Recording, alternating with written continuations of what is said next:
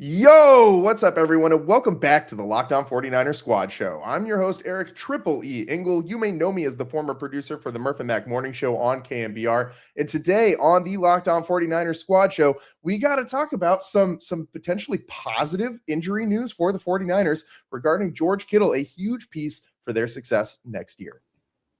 I'm Ayrton Osley. I'll be talking about some 49ers draft targets in case they want to upgrade those pass-catching rooms. I'll need to. Hey everyone, I'm Dwayne Boyd, four-time Super Bowl champion, and my topic of conversation is going to be the 49ers travel schedule. They're going to be the international 49ers. Man, that travel schedule is brutal. We'll get into all that and more today on the Locked On 49ers Squad Show, which starts right now. To all the faithful, it's the 49ers Squad. Everything San Francisco 49ers every week.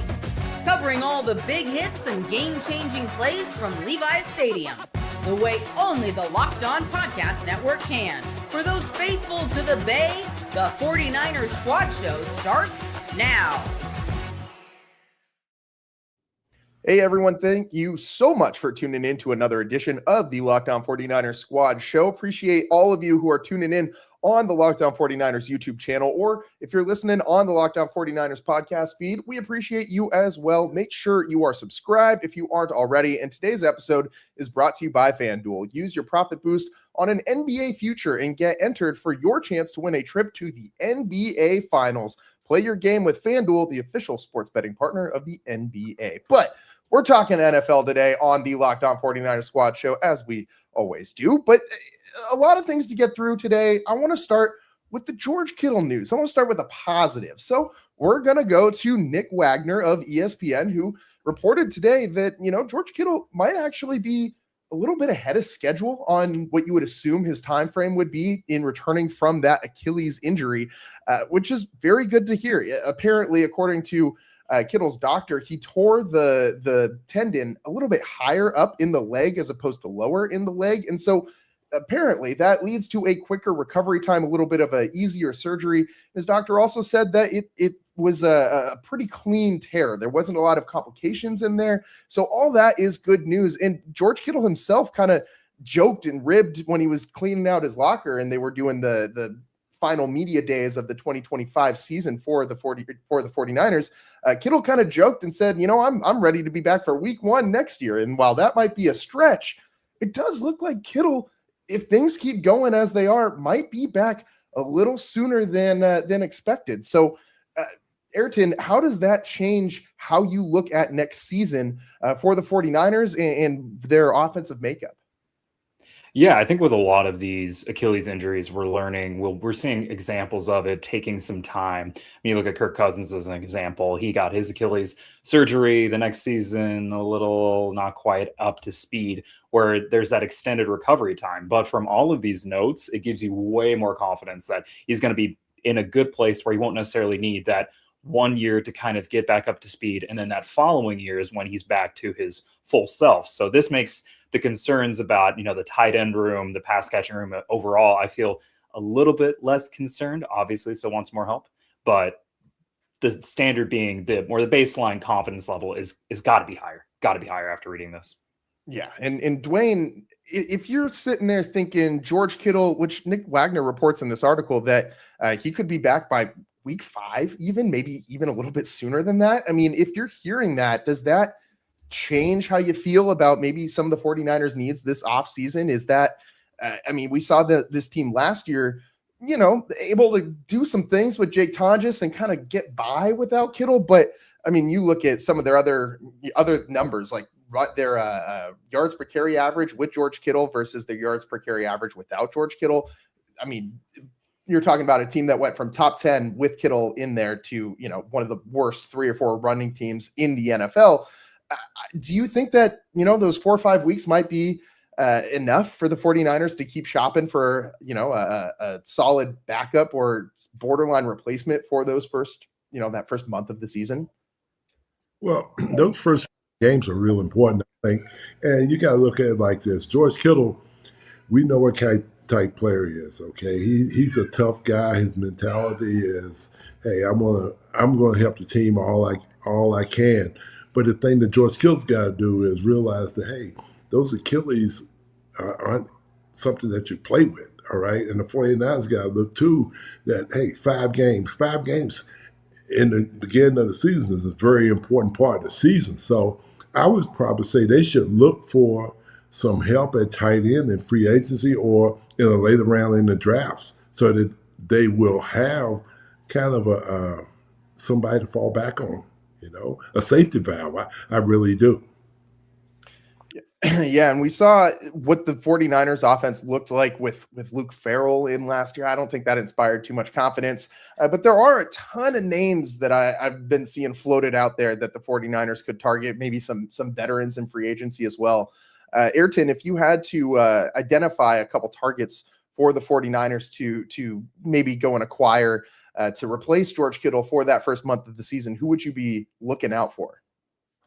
I know 49ers fans just want us all to say Kyle Pitts because everyone thought Kyle Pitts was going to come to San Francisco in that draft. But honestly, I really like the idea of potentially going for Isaiah Likely out of Baltimore. I'm still confused as to why Baltimore decided to not give him an extension and instead go elsewhere with the tight end room. I go for him, Cade Otton out of Tampa Bay. Those are multiple kind of mid-tier free agents where it's like you don't necessarily need them to be the main focal point of the offense, but they have the experience, they have the stats, they have the production that shows they can be a good part of the offense. I still remember when Cade Otton was basically the focal point of the Bucs passing game a couple of years ago. Both Godwin and Evans were out with injury, and it's like we could again rely on him for just 4 or 5 weeks, have him be a contributor. Luke Farrell's more of a blocker anyways. And they're probably, each one of those players, they're not going to get, more than maybe $8.5-9 million on the open market. Like that's not a massive contract, especially considering how much cap space the Niners have. Yeah, and a couple other guys out there as well, like David Njoku from the Browns, or like a Dallas Goedert from the Eagles. I think that those two veterans could be very, very, very useful just to bring some more veteran presence into that locker room. And also Tyler Higbee, a guy who the 49ers have played, several times. He knows, I would assume, a thing or two about the 49ers organization from how often he's faced the 49ers. So there are some options out there. Austin Hooper is another guy who has some experience in the Kyle Shanahan system back from their Atlanta days, I believe. But there's some things out there that the 49ers could do. And Dwayne, I think it's important that they prioritize a guy who can also block, especially when you're seeing the lack in, or the dip in run production when George Kittle is not on the field. So if you had to go out and find one of these guys, who would you be targeting? Well, I would probably target Njoku from Cleveland, because Cleveland had a decent running game. But you go back and look at Hooper, he's a hometown guy, but he's not a big blocker, okay? All he wants to do is get his hands on the ball. And he would rather be a wide receiver, because I don't see him as being a guy who wants to stick his nose down in there like the 49ers would like. And I would probably say you could get away with someone in the draft, later on in the draft, because there's some decent tight ends coming out in the late rounds. And the 49ers do have 7 draft picks in this upcoming draft, and 6 of them are all before the 5th round. So they got 3 4th-round picks coming up. So maybe that's a spot where they could try and eye a tight end. And obviously, George Kittle was a later pick for the 49ers. He wasn't one of those, top guys off the board. So you can usually find some gems at that spot in the draft. And Ayrton, I'm curious, you just put out your first mock draft of the season, I believe, for USA Today. And while it only covers the first round, I'm sure that you got some later round targets. What tight ends do you think might be available in the draft for the 49ers to look at? Yeah, this is actually a really fun draft for tight ends beyond round 1, because it's pretty much just Kenyon Sadiq out of Oregon, who's just explosive pass catcher, vertical threat. You get beyond that, you get some guys that are kind of a little bit more, you could get them in round 3, see how they go, develop them. I'm keeping my eye on Joe Royer out of Cincinnati. he's got a prototypical frame, 6'5", 250. He's really good at exploiting holes in zone coverage. His blocking is pretty solid. He's shown better prowess as a pass protector than a run blocker. He's not an explosive athlete, but he uses kind of more his timing, route running, strong hands to produce. I like him. Also, Eli Stowers out of Vanderbilt. That guy's more of an elite athlete. We're talking 6'4", 235, so a little bit on the lighter side, but he played quarterback before moving to tight end in his college career. So his understanding of, how to attack defenses is pretty great body control as well. He's one, though, where it's like, okay, if we're looking for a guy who's going to block a little bit better, he's a little bit undersized. So there's a lot of these guys where in this draft, you get some of the undersized ones who are like, these are going to be great vertical, passing game threats. And then there's some guys that are like, okay, maybe they're not quite the big athletes, but they have the strength to help you out in the run and pass game with blocking. And I mean, Jake Tonjes was kind of supposed to be the blocking guy anyways. When the 49ers brought him in, he was supposed to not really be a pass catcher for this team. He was just supposed to be in there for supplementing the run game. But as we saw last year, Jake Tonjes can do some things when you put the ball in his hands. He was, I think, a pretty good safety blanket for the 49ers after they lost George Kittle. And I would expect him to kind of maintain that number one option role at tight end while George Kittle is out. But we know how much Kyle Shanahan really likes to use a lot of guys in tight to the line of scrimmage and in multiple tight end sets. That's been one of the things that he really relies on when the 49ers are in short yardage situations. And I think you really need to make sure that you don't have Luke Farrell alongside Jake Tonjes as your second guy out there. And I don't mean to just dump on Luke Farrell, but man, I did not see anything about him last year that inspired me in the sense of a blocker or a pass catcher at all. I mean, it seemed like a decent signing when they made the move last offseason, but it just has not panned out. So I do expect them to bring somebody in. If I had to pick, I really like David Njoku, just like Dwayne had mentioned as well. I think that he brings a level of toughness to this team as well. And while he's not the most healthy guy, like he's another guy who has been injury prone the last couple of years, which obviously 49ers fans don't want to hear that. But maybe if this guy isn't out there every single down for the entire season, you can help keep him healthy. And also, this is a guy who I think could give George Kittle a rep or two of a break during a drive, which is, I think, something that might help George Kittle in staying healthy and staying on the football field, which he has not been able to do very well in these last couple of years either. So I think Njoku could be a really interesting piece, especially once Kittle comes back, because then you have those two tight end formations with David Njoku and George Kittle, and that sounds threatening to me. That sounds very explosive, especially when the 49ers are lacking explosive players. And I know he's not a speed demon or anything like that. Like you still got to find a solution to the lack of speed at the pass catcher position and just in general up and down this entire roster. But I do like the David Njoku prospect. He turns 30 this next season. He's played just 23 games over the last 2 years, but he also was 2 years removed from a Pro Bowl season where he had 81 catches, 882 yards, and 6 touchdowns. So he's not that far removed from having a very, very, very productive season. And especially in the Kyle Shanahan offense, I think you're going to get some more production out of him than you saw in the Cleveland Browns offense. I don't think that's a controversial take, but I would like to see Njoku come in and kind of give that little boost that the 49ers offense needs. But ultimately, very good news that George Kittle is supposedly a little bit ahead of schedule. And Ayrton, I believe you had a torn Achilles not that long ago, or maybe it was a while ago now when we were in college. And that took you quite a while to recover. I know you're not the same tier of athlete as George Kittle, but man, that recovery process seemed a bit brutal. Yeah, honestly, I will absolutely put my hand up and say I am not anywhere near George Kittle's level as an athlete. That is easy for me to, I'm very happy to admit that. But yeah, it was interesting because mine actually was a faster recovery than most because unlike George, where his tore a little bit higher up on his calf, mine tore pretty much as close to the bottom as you can get. But I kind of got lucky because of that, it didn't roll, which is what you often see with Achilles tears. So that meant that I went from surgery to walking unassisted within 6 months, which is pretty good for considering where it was. Being that far down on your Achilles, the lower you are, the less blood flow that you get through there, which is kind of what Nick Wagner was talking about. That's kind of a plus side for George. So I'd say it's pretty great that he tore it. Actually, if you're going to do that, tearing it that high is actually probably pretty good, because that also means they didn't have to tear his calf in order to release the tension for the healing process, which is what I had to go through. So that made my recovery process, not exactly as optimal as possible. But honestly, like, getting the details from this, I think his recovery is going to be pretty solid, especially considering, he is a certain level of athlete, but considering the facilities available to him, the assistance, the physical therapy, what he can do for recovery, I think it's gonna be okay. Yeah. And Dwayne, have you seen, I know we always talk about this in the general landscape of the NFL, where some guys just heal faster than others. We talked about this a lot with Fred Warner, of course.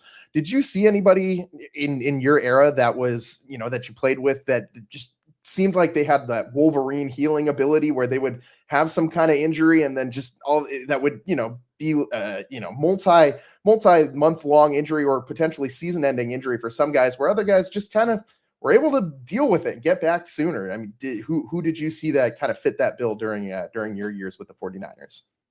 Well, during years, it wasn't hers. That guy found a way to get back healthy. I mean, he had one of the worst injuries you could ever imagine, and when he was in Arizona. But then when he came to the 49ers, it was like he was always ready to play. And you got to admire a guy like that. And it's just like George Kittle and Garrison Hurst, man, those guys got heart. And they love the game because they love their teammates. And that's what it takes to play the game, too. You find guys that, they get a hangnail and it takes them, 6 or 7 weeks to come back. But, it's not going to be like that with George Kittle. He's going to be back right away. Just like Garrison Hurst, that guy was always ready to play, even no matter what. If the trainers told him, no, you can't go, he was going to fight the trainers to get on the field. So that's the thing that you admire about guys like that. And when you're on defense, those are the kind of guys that make you want to play hard for. Yeah, and I think George Kittle is a lunatic in the best possible way for a situation like this, right? Like, he's going to attack that recovery full force. That's his full-time job right now, is heal the Achilles. And that he's treating it like a full-time job. I mean, this guy is someone who just loves the physicality of the game of football. And I think that it's going to be hard to keep him away from the field, especially when he starts to get closer. But there is a little bit of concern that I have going off in the back of my head in that same situation, because we've seen so many different 49ers have these lingering injuries that just don't really seem to get better. And I do kind of wonder if, the 49ers training staff might need to change some things that they're doing in order to keep these guys healthy, get them on the field, maybe not rush them back. With Brock Purdy, for instance, we saw him rushed back last season, played in a game that he probably shouldn't have played against the Jaguars, and he looked bad. So, Ayrton, are you concerned at all that the 49ers training staff might rush him back a little bit, considering what we've seen from this team in the last couple seasons? That is one thing that I am concerned about, and the training staff in general. I feel like it's one of those things where it's like, if you're the most injured team or close to it multiple years in a row, I'm like, okay, we gotta be a little bit more introspective. So that is one thing that I am concerned about, where this is one where it's not a broken bone. It's not a situation like that, broken bones. It's like, okay, the recovery time, that's a little bit more clean. When it's soft tissue injuries like this, that's where I'm like, oh, okay, we need to be a little bit more careful. So that is one thing that I am concerned about, is that what we've seen previously coming back a bit faster, because especially with someone like George, as we're talking about, he wants to be back out there. He wants to be out there competing. And sometimes, being like, I love your attitude, but we got to make sure you're healthy for the whole season, not just back in week 4 and then in the blue tent in week 6 and out for another month. That is one thing I am concerned about. And I think, a lot of 49ers fans are going to be feeling the same way that the last hero is feeling today in the chat. He says first thing to do is practice away from the substation this upcoming year. And man, this story just isn't ever going to die. That substation thing is just going to follow them around. And earlier today, I did see on Twitter or X or whatever we're calling the Bird app these days, that the stadium down there in Mexico City, you know what's right next to it? An electrical substation. So maybe we'll take it away from it, man. I need someone to on like boots on the ground research to see if there's a substation near the field that they're going to be playing at in Australia as well, because we need to know where all of the substations are to make sure that we can avoid them as best as possible. I digress. The 49ers, though, speaking of those travel situations, they got a big travel slate coming up this year, a record-breaking travel slate potentially, and we'll get into that a little bit later on. But next, we got to talk about this wide receiver room and guys that the 49ers can target in the draft. And we'll talk to Ayrton a lot about that, considering he just put out his mock draft for USA Today. And we'll get into all of that and maybe some other positions that the 49ers can improve, a couple juicy trade targets, perhaps. A lot to go still on the Locked On 49ers Squad Show. Don't go anywhere.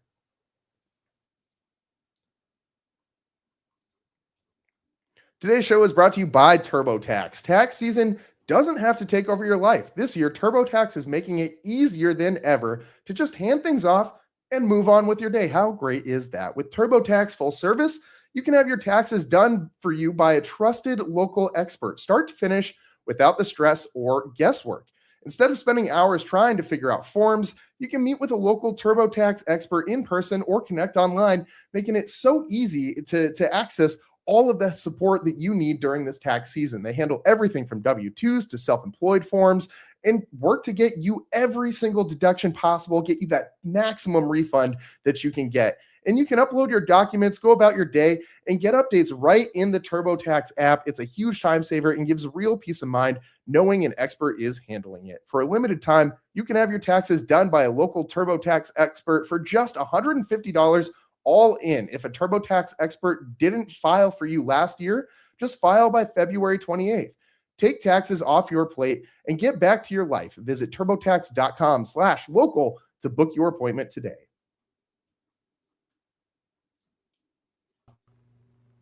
Welcome back to the Locked On 49ers Squad Show. I'm your host, Eric Triple E Engel, joined by Ayrton Osley of USA Today and Dwayne Board, former 49er and four-time Super Bowl champion. And the 49ers got to do a lot of additions in this offseason. They got a lot of holes they got to plug in the roster, and we could spend the rest of this show talking about all of those different holes. But I want to focus on wide receivers first, or pass catchers in general. I wouldn't mind talking some tight ends here, but wide receiver, I feel like is the number one issue for this team that they need to address going into the offseason. We don't really know what Ricky Pearsall is going to be. We hope that he's going to continue to develop and be a guy who can, produce some more efficient numbers for the San Francisco 49ers at the wide receiver position.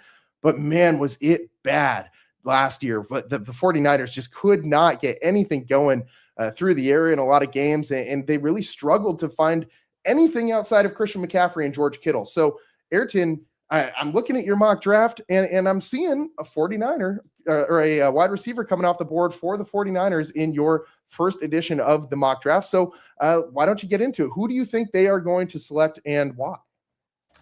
Yeah, I looked at it just at that point of the drafts in the first round, at least. If the opportunity, I feel like with this front office is there to take a skill position player, a pass catcher, instead of someone in the trenches when it comes to offense, they're going to do it because they believe in Kyle's system for blocking and go for, let's get some better talent out wide. I went with Denzel Boston, the wide receiver from Washington, just because I feel like this draft overall, a lot of the top end wide receivers, there are a lot of bigger bodies. Like you'll see a lot of 6'4", 6'3", over 200-pound guys who are good red zone targets by far and are physical at the catch point, contested catch merchants, that type of mold.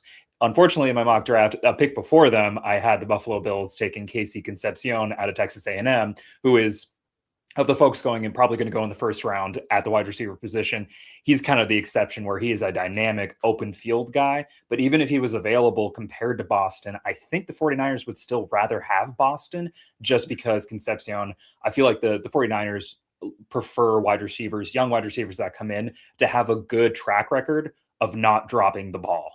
And Concepcion has some focus drops that I don't love on his tape. Boston, that's not the case. He's just a chain mover. He won't separate base just solely on athleticism, but there's not a lot of guys in this class early on that are going to do that. So instead, going for a big body, contested catch guy who could basically just high point the ball. I mean, I think he had maybe, I think it was, 3% of his targets, or 3% of his targets were drops in his entire career. Like, that is minuscule for a college wide receiver. So a pretty reliable guy if you're going early on. Later on, there's going to be some other guys that come to mind. I'm a big Chris Bell fan out of Louisville. He's one of those guys where he's going to fall in the draft because he had a midseason ACL injury. So that's going to change where he ends up. But if he's healthy, we're talking the guy that I mentioned before. He's like Deebo Samuel sized. He's built like a linebacker, but can run a 4.4 40. Like this dude could be fun in Kyle's system. Yeah, Chris Bell is a guy who I actually got to see up close and personal a few times during my my work with Stanford. So the multi-decade long tradition of ACC football matchups between Stanford and Louisville. It's riveting stuff, man. But I digress. The explosiveness that I saw from Chris Bell was, I mean, as soon as he stepped on the field, it was like he ran one route and was like, oh my God, who is that guy? Like that guy can play some ball, man. And like you said, he's incredibly shifty for a guy as big as he is, and he provides a lot of yards after the catch. And I think that's something that this team is really, really lacking. I think that is the number one thing that they are lacking at the wide receiver position. Like Jawan Jennings was a pretty good, pass catcher. He didn't have a ton of drops. And you have a lot of guys on this team who are that same kind of build that you're talking about, that like 6'4", 6'5" range, 6'3", and they're good pass catchers, but aren't necessarily really good at separating from the defender. They aren't really good after the catch at gaining some extra yards. And Dwayne, I'm curious, if you had to pick, if you were looking at a guy in the draft who was a little bit smaller, but better in open space and can make some things happen with the ball in his hand, versus a guy who was a bigger body and isn't going to get a lot of separation, but is going to go and high point the ball and out physical a lot of defenders, what do you think is a bigger need for this team right now? One of those smaller, shifty pass catchers, or one of those bigger body guys who can just catch the damn ball and move the chains? I would say one of the big who catch the ball and move the chains. Concepcion, he's kind of a guy that you can look at him. He has return ability, but he plays bigger than his size, okay? And the thing that bothers me that was mentioned was his drops, okay? He played with a good quarterback, right? You can't blame him on a quarterback, all right? So he has a problem holding on to the ball, and you have to take that into consideration. You don't want a guy that the ball hits him in the hands and all of a sudden it's down by his bouncing off his shoes, man. You don't like that. But another guy, Cornell Tate from Ohio State, he'll be long gone. So the 49ers don't have a chance of getting him. So I agree. Boston is the guy. He's a junior. There's a lot of juniors coming out, but out of all the juniors, he probably has the most yardage per catch than all those juniors coming out, if I'm not mistaken. So I would probably say that's a good pick. Okay, is he can catch the ball, like you said, Eric. He can keep the chains moving, and that's what the 49ers need. They need a guy on 3rd and 7 that can catch the ball and keep the chains moving, because last season you saw that happen too many times, that the chains should have been moving, but they didn't have nobody to make the catch. They had one guy that was able to make the catch, but he missed a few games in it, and now what do you have? So you got to go out and find somebody that can move the chains for you. Yeah, and I mean, Ayrton, you have 5 different wide receivers coming off the board in this first round. It's a chance one of them falls. As you said, Dwayne, I don't think it's going to be Cornell Tate that falls. I think that guy's probably a top 10 pick, probably a lock for a top 10 pick. Jordan Tyson, also out of Arizona State, is a guy who's definitely not going to be there when the 49ers are picking at the end of the first round. But as far as the other 3 that you got going in the first round, we've talked about 2 of them, Concepcion and Boston. Mekhi Lemon, I feel like this is another guy who could drop out of USC. I mean, he's kind of I feel like the exception to these other first round wide receivers with big bodies that we're talking about. He does do a very good job after the catch. Ayrton, do you think that there's a chance that he is able to slide all the way to 27? It would shock me just because you look at his tape, as you said, yeah, he's under 6 foot, under 200 pounds, which is unusual for this group, especially in the first round guys. But yeah, there's no negative plays on his tape. You can probably count on one hand how many times he didn't get an extra yard or 2 or 3 after even if he's falling while he's catching, he's still falling forward. He's still twisting through contact. And he had two drops on 108 targets in 2025. Like a college football wide receiver getting that many targets in the first place is a sign he's very important to his offense. And the fact he only had 2 drops,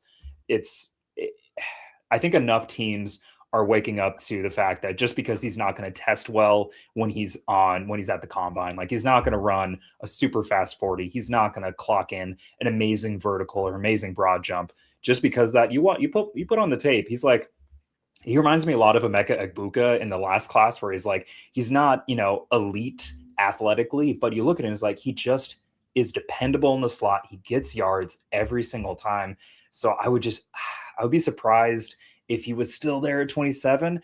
Part of me is kind of like, if he's there at 20, 21, I look at the Cowboys as a potential a team looking to trade down. They only have their 2 first rounders are the only one they have in the top 100.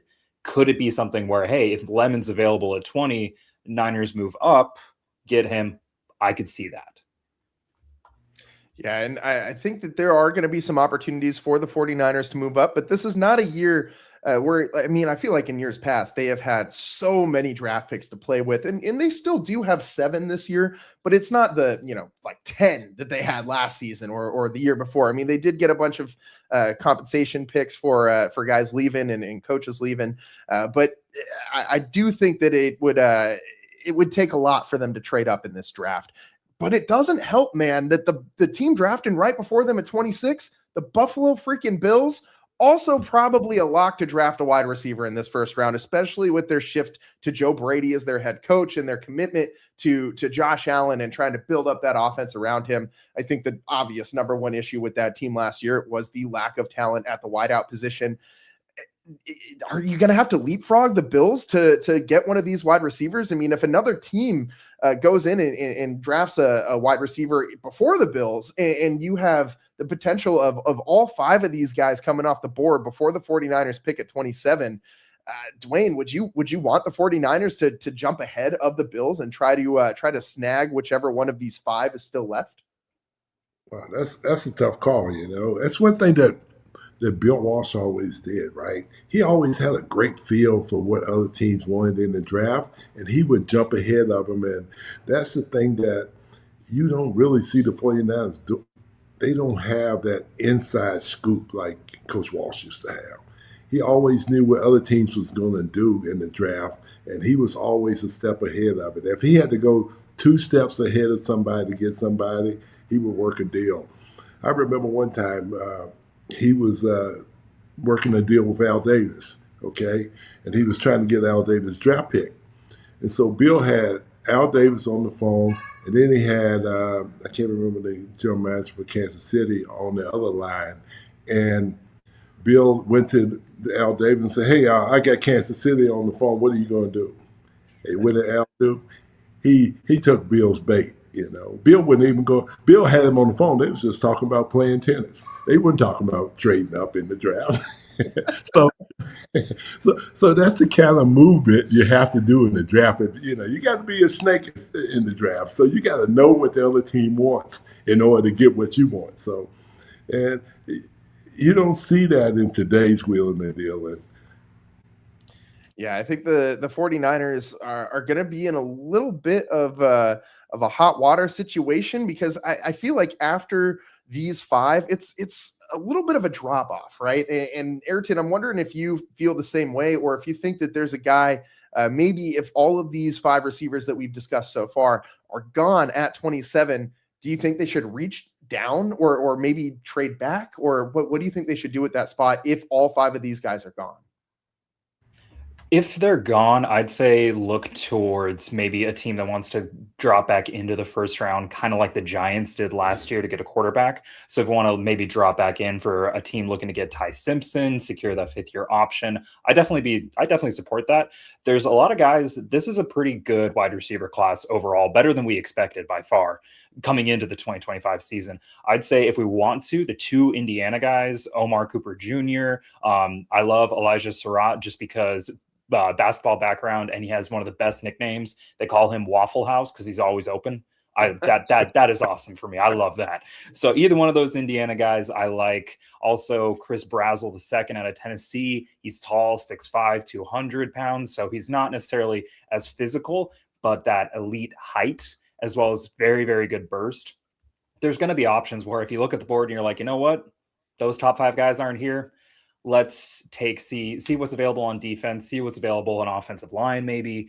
And then, we can revisit this in the 2nd or 3rd round. I'm very confident there's going to be guys 2nd or 3rd round. They may not be, Pro Bowl players in year 1 or year 2, but they're definitely building blocks. Like I'd even look at like an Antonio Williams out of Clemson. He's one of the best route runners in this class. He'll be available towards the back end of the 2nd round, early 3rd if you wanted.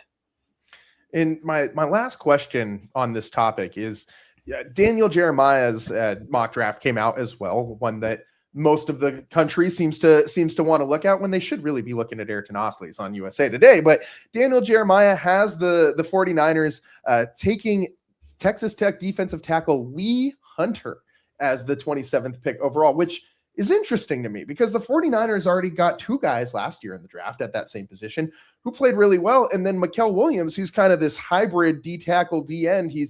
So you got kind of a logjam at that position. And I know that you need depth on the defensive line, but another tackle just doesn't seem like the move to me. Dwayne, would you be okay with the 49ers going after a guy like Lee Hunter from Texas Tech, or would you want them to go somewhere else with that pick? Well, I would say I would go somewhere else with that pick. Okay, you got to look at it like this: would you take Jeremy Love at 27th from Notre Dame? He's a Notre Dame football player. Okay, and he's a great back. Who would be more productive in the first year, a defensive tackle or a running back? And if he's sitting there at 27th, man, I would have to consider taking him. I like the way the guy ran. He ran hard, and he could be a replacement for McCaffrey down the road. And you got to give it to the 49ers, too. They like those Notre Dame running backs. Yeah, I would be really surprised if he's still there. I mean, he, Heisman finalist last year, and obviously the Saints have a very, very, very glaring need at that position, I feel like, or really just for any productive player on offense at this point for the New Orleans Saints.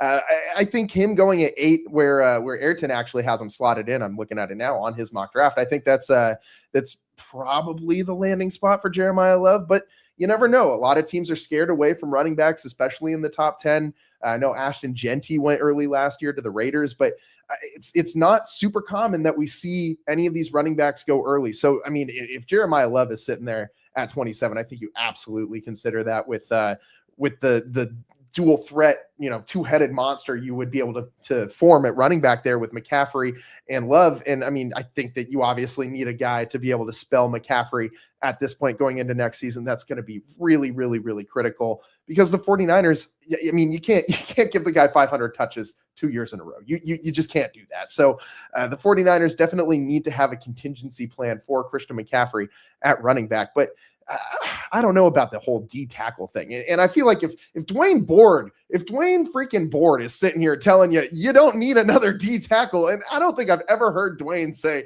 we got enough big guys on the defensive line, look at a running back or something. I think that might be the first time I've ever heard Dwayne say that. I know what a running back can do, okay? Running backs that win a few Super Bowls before us, like Roger Craig for one. Ricky Waters for one. You can't count out those running backs. Yeah, and the 49ers, I think, are going to have some opportunities to go and shore up some of these other positions in free agency as well. I think you don't necessarily need a Jeremiah Love caliber guy to give McCaffrey some rest breaks and things like that. I would have liked to see them use Brian Robinson more last year. I feel like we said that on every single show was, can we get Brian Robinson some more touches and maybe not give Christian McCaffrey 30-plus touches a game? That would be nice. But I think the 49ers, that's got to be a high priority for them next year. I think that they obviously use McCaffrey as much as they did out of desperation this year. They didn't really have a lot of options in a lot of these situations. But there's going to be some other opportunities for the 49ers to make some impact trades as well. You got a Max Crosby situation kind of brewing, and you got a Minkah Fitzpatrick situation kind of brewing. So I want to talk about those two things with you guys as well. Obviously, I think these are two positions that the 49ers are also going to look at upgrading in the draft at safety and pass rusher. I think those are the clear three biggest needs for the 49ers, with the wide receiver position and safety, I think, are top two. And then I think you need some more pass rushers in the mix. I think Bryce Huff is going to be better next year with Nick Bosa, hopefully healthy and ready to go for the start of the season. But you never really know what that's going to look like when you only have such a limited sample size of what that actually looked like before the injury. So maybe that's something that works for them, but I think you need to go get another pass rusher.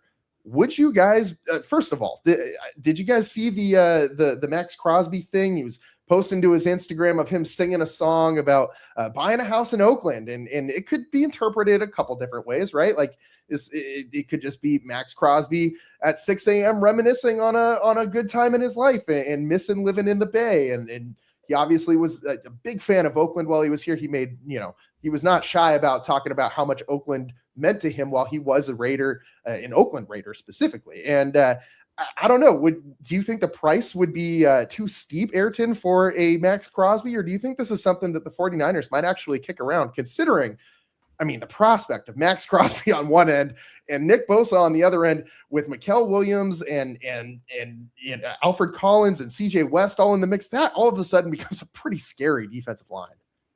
Oh yeah, if you take, even if Nick Bosa wants to take a breather, you've got Mikael Williams, Alfred Collins, Max Crosby out there. That's one of the best 3 down linemen run defending units you could probably ask for, with a mix of youth and experience.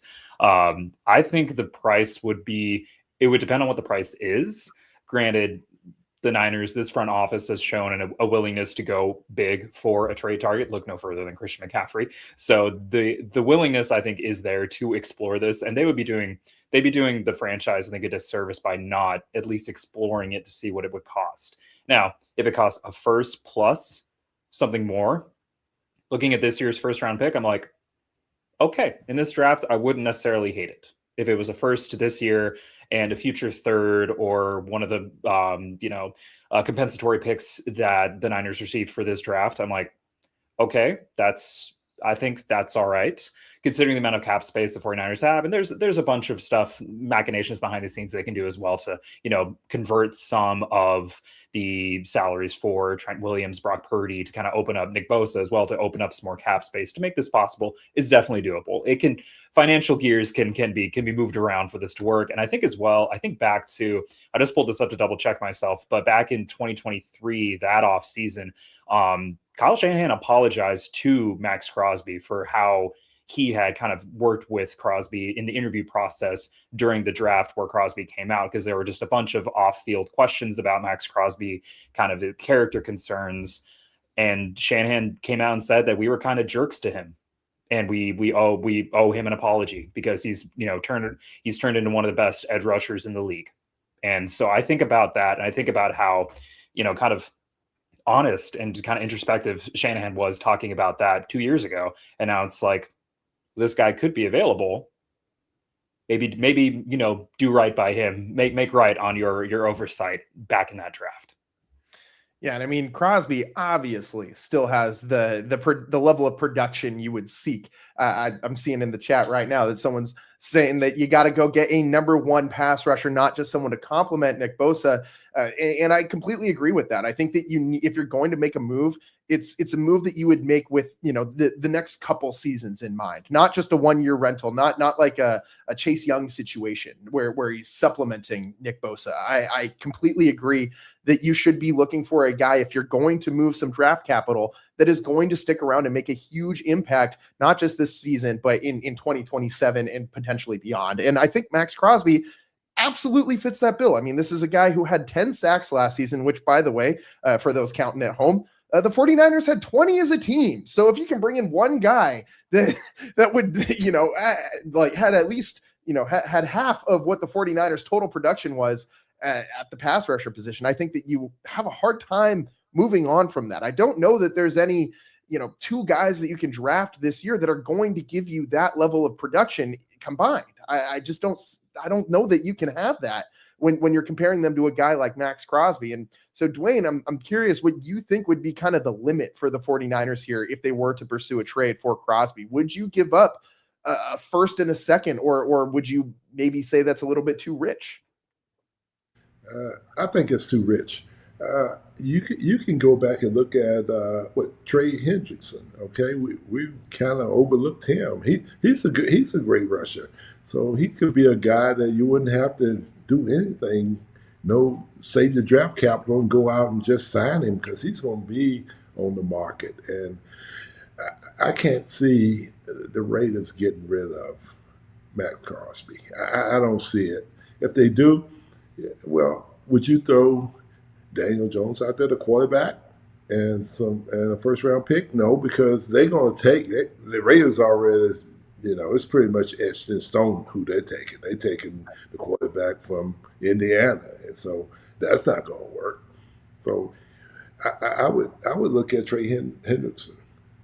Yeah, I don't think that's a bad idea at all. And you got some other guys hitting the open market. Hassan Reddick, who obviously 49ers fans remember quite well from a certain playoff incident that we don't need to rehash right now. But after you get a little bit further down the list, it gets a little thin at free agent pass rushers, and it's a lot of old dudes, like guys who just have a lot of wear and tear on the body. Joey Bosa, a Khalil Mack, who is age 35. I mean, that is, I don't know that I really want that for a guy that you're probably going to have to pay a premium price to in this free agent market. And because there aren't too many top tier pass rushers available, I do wonder about the price tag of Trey Hendrickson and if the 49ers will be able to actually afford him at around a $25 to $30 million a year clip. I think that is pretty high, considering that the 49ers also got a lot of other holes, such as safeties, such as wide receivers, such as offensive line. By the way, the 49ers, just a bit of news that came out today from Adam Schefter, I saw the 49ers extended Nick Zakelj 1 year, and I think that's a good move. I think he's a guy who adds depth to your own line. He's a guy who knows the system. He's not going to be a Pro Bowl guard for the 49ers, but that's not what you're making that signing for. This is a guy who is like a continuity guy. And I think those guys matter and are important in those types of position groups who your offensive line is basically all chemistry. I mean, everybody in the NFL at that position is big, is strong, has decent feet. You need to know how to play with the guy next to you. That's the biggest thing for a successful offensive line. So having a guy like Nick Zakelj return, I think, does nothing but good things for this 49ers offensive line in the role that they're bringing him back in. Why don't we take a quick break here? And on the other side, I got some Minkah Fitzpatrick questions for you guys, and we still got to get into this 49ers borderline abusive travel schedule by the NFL. 49ers being offered as the sacrificial lamb for Roger Goodell's massive bonus he's going to get when the ratings spike in Australia and in Mexico for those 2 weeks that the 49ers are going to be playing games outside of the country. 2 international games for your San Francisco 49ers in 2026. We'll break that down and more next on the Locked On 49ers Squad Show.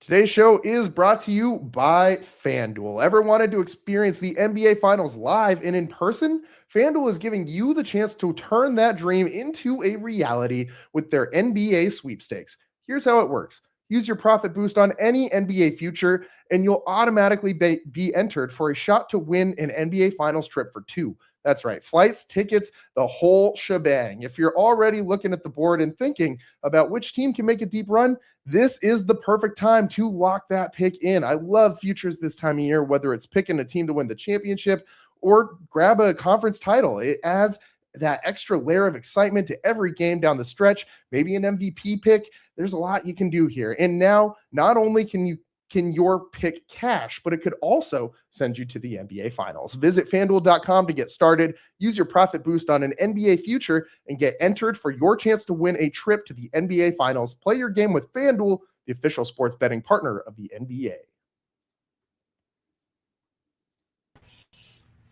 Welcome back to the Locked On 49ers Squad Show. I'm your host, Eric Triple E. Engel, joined by Ayrton Osley of USA Today and four-time Super Bowl champion and a former San Francisco 49er, Dwayne Board. And guys, one last big trade target for us to discuss today, Minkah Fitzpatrick. The Dolphins reportedly shopping this guy around, and I mean, this is a guy who the Dolphins have traded before, and it's funny how much the Dolphins and Steelers want to just pass this guy back and forth, but I don't think that he's going to be a Steeler this time after this trade.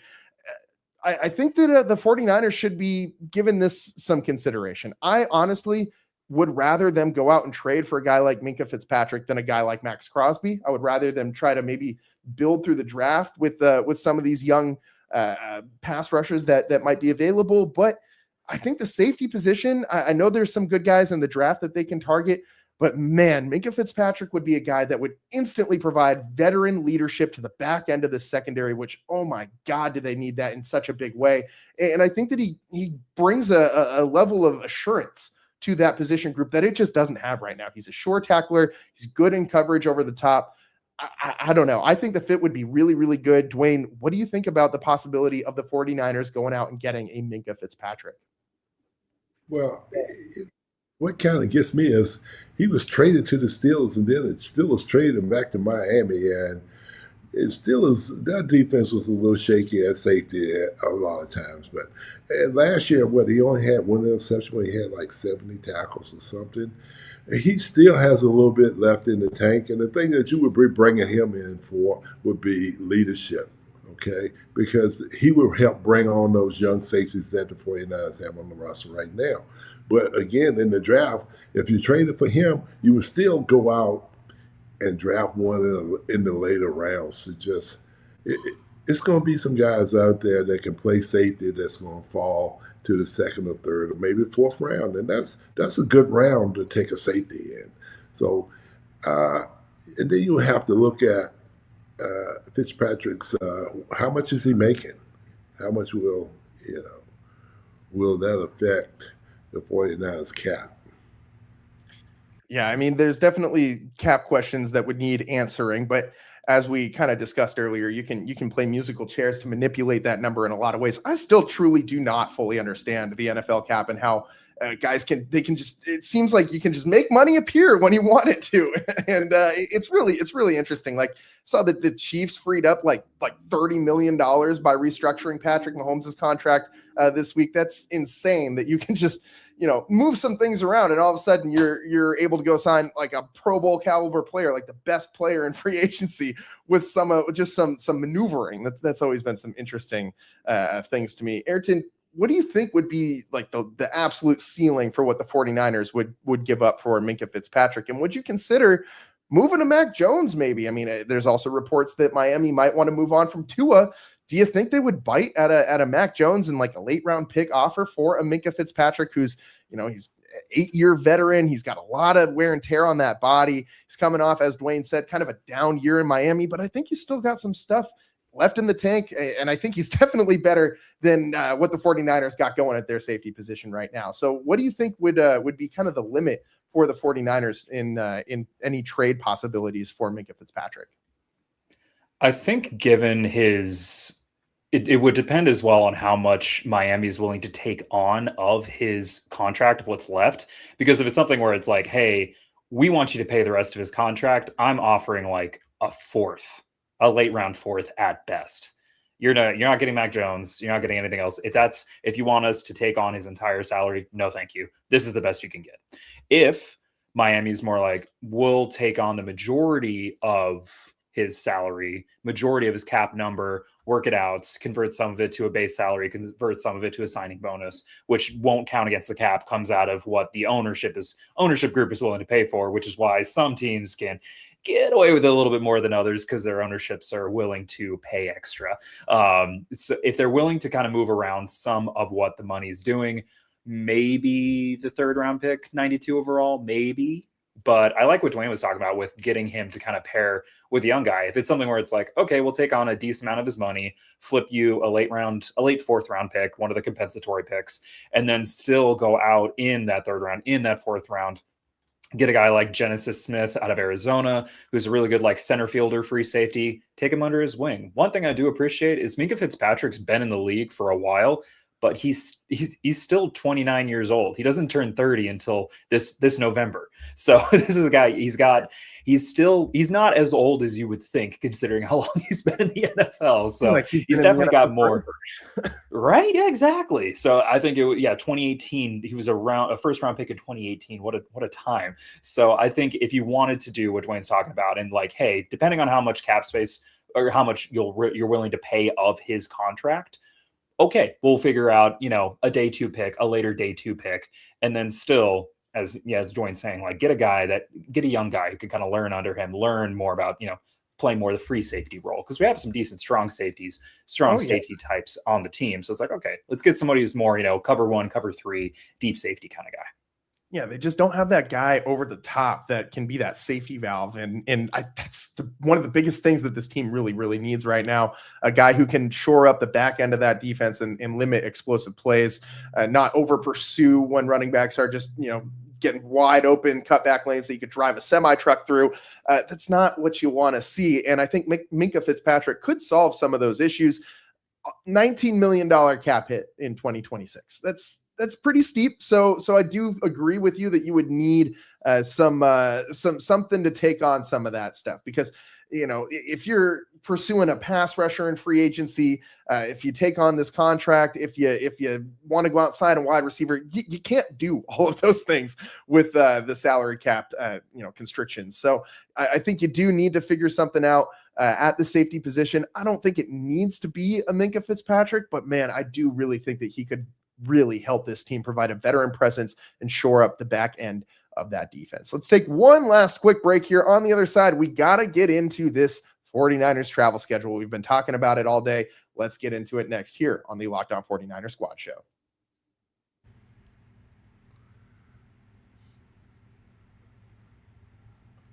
Welcome back to the Locked On 49ers Squad Show. I'm your host, Eric Triple E Engel, joined by Ayrton Osley of USA Today and Dwayne Board, 4-time Super Bowl champion.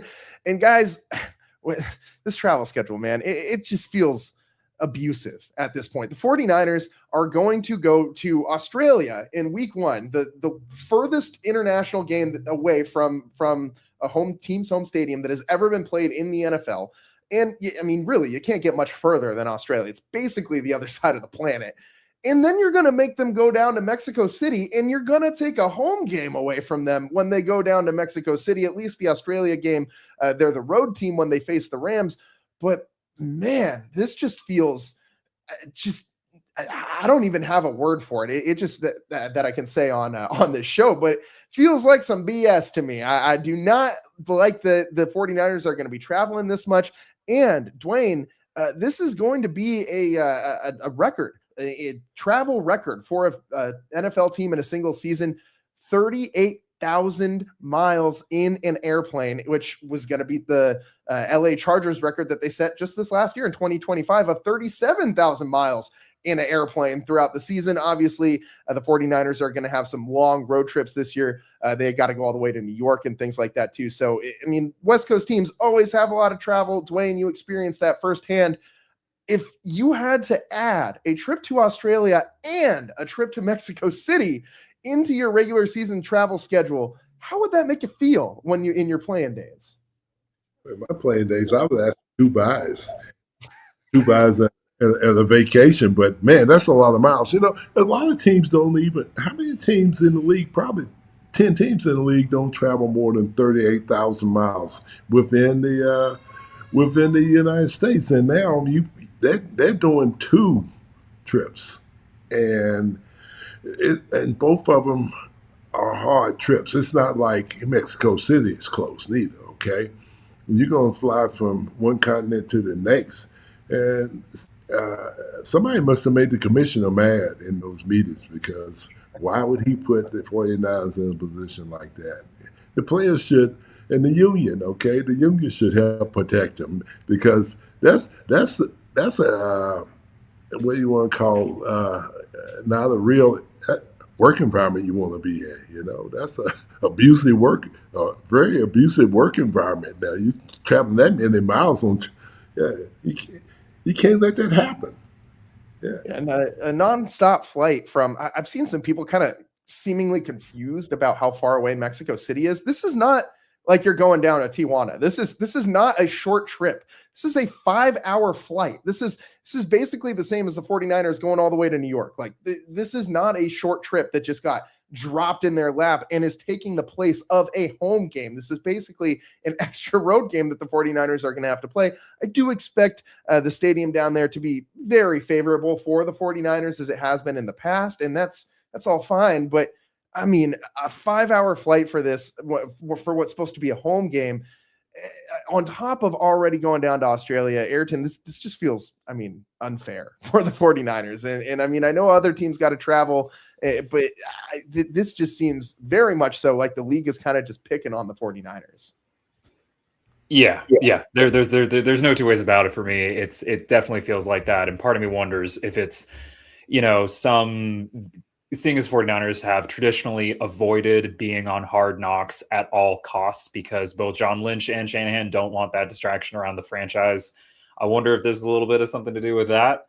But even or, I think it was, 2024, where it felt like the rest deficit became like a talking point for the 49ers, because it was like they played, I think, 4 different teams fresh off their bye. And the thing that gets me is you look at like that mileage stat you were talking about with the Chargers last year. The big part of that was going down to Brazil. Now, going to Brazil is a long flight, but as far as the time zone difference, it's not huge. Australia is 19 hours ahead of us. Or 15 hours ahead of us, excuse me. It's a big difference. Like, that's depending on the travel, in addition to the jet lag alone. I'm just like, this is a whole other beast. Like, this is just, I don't understand why specifically the 49ers have to. I understand that the 49ers are one of the bigger draws in the NFL. It's an established team. It's a worldwide team. You bring in a lot of fans. They want to come see them. But at the same time, I'm thinking like both, like maybe could we do Australia and then Mexico City next year? Like, could we space this out? But apparently not. Apparently not. And, the 49ers did have a decade plus without having to fly overseas for a game. And a lot of other teams have had to go over to England to go play some games over there in the time since, over to Germany. I mean, the NFL has been really making a prominent push to expand the game, which I'm all for. Like, don't get me wrong. I'm all for American football becoming an international sport. I think that does nothing but good things for the sport.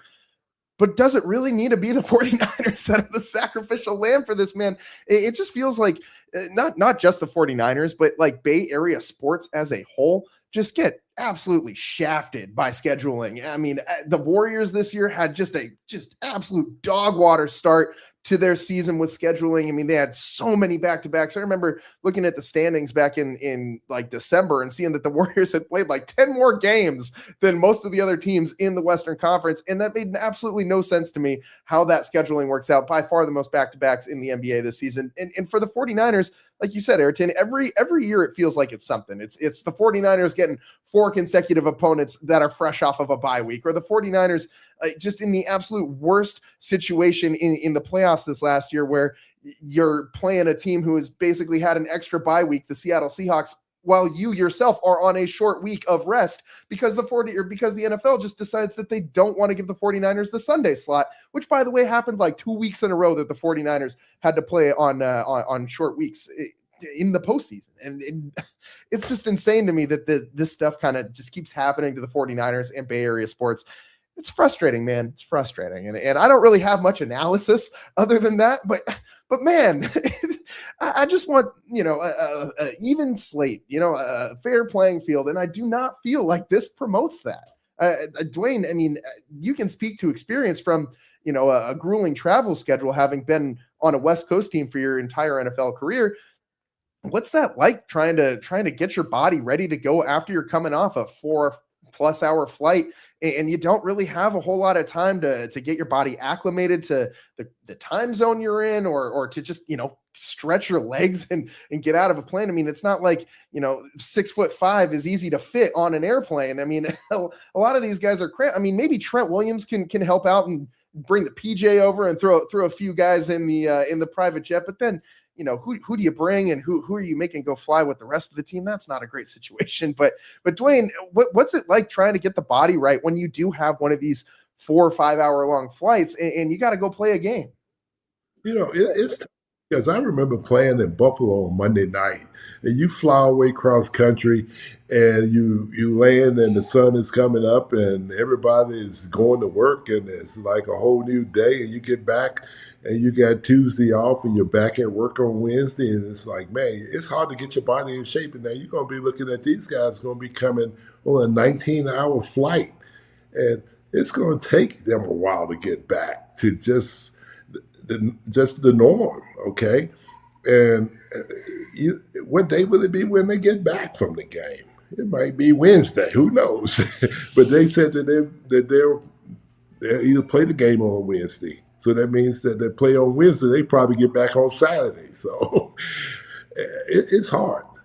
It's going to be interesting, and I just couldn't imagine doing it back when I played. It would have been gruesome. Yeah, I don't think Bill Walsh would have been very happy about having to change up his schedule and practices to accommodate those travel specifics. So it's going to be interesting to see what Kyle Shanahan does. I can't imagine he's too happy about the situation either. He doesn't strike me as a guy who's happy about too many things in general in life. I feel like he's just constantly in a frustrated mindset, and I don't think this helps Kyle's mentals at all, as Marshawn Lynch would say. I don't think this is good for his mentals, although it is good for the NFL's chicken. So what's good for the NFL pocket is always going to supersede whatever each individual team wants. So the 49ers getting the short end of the stick here in this one. They're going to have the 2 international travel games, but hey, at least we get to see them in some primetime slots. If you're looking for a silver lining, maybe that's the one thing that we as fans can look to. I'm sure that the players don't really care too much about that stuff, but hey, at least we get to see the 49ers in some important games this season, some big draws, and that'll be fun to see. As long as the team doesn't look, completely dog tired after these massive travel totals. So we'll see what happens. But it's about all the time that we got for you guys today. We ran a little long on the Locked On 49er Squad show, but we had a lot of stuff to get into. Ayrton, Dwayne, thank you guys so much for sticking around and for joining us today. I am your host, Eric Triple E. Engel, and for my guys, Ayrton Osley and Dwayne Board, we'll see you next time. Peace.